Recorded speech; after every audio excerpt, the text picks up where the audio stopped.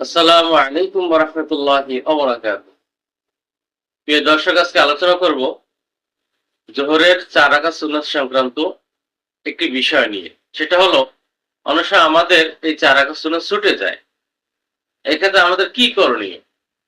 প্রিয় সুধী, এক্ষেত্রে আমাদের করণীয় হলো ফরজের পরে এবং ফরজের পরে ২ রাকাত সুন্নাত আদায় করে এই ৪ রাকাত সুন্নাত আদায় করে নেওয়া।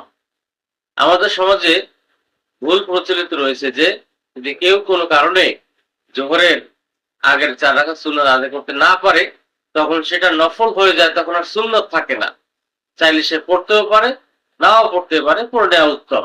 এ ধরনের কথা বলা হয়ে থাকে। প্রিয় সুধী, নবী করিম সাল্লাল্লাহু আলাইহি সাল্লাম এক্ষেত্রে কি করতেন? মাঝে মধ্যে আমাদের নবীজিরও জোহরের আগের ৪ রাকাত সুন্নাত ছুটে যেত।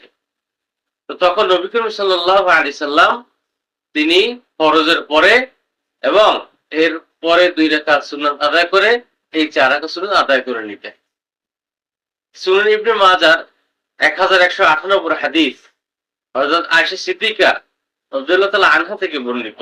তিনি বলেন, কান রাসূলুল্লাহ সাল্লাল্লাহু আলাইহি সাল্লাম ইযা ফাতাতহুল আরবা'ু ক্বাবলা যুহরি সাল্লাহা বা'দা ফরদি ওয়া বা'দা রাকাতাইন।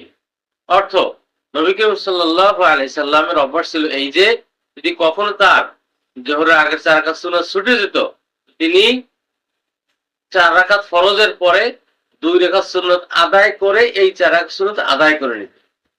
আল্লাহ জাল্লা শাআনহু মেহেরবানি করে এই বিষয়টি বোঝার তৌফিক দান করেন।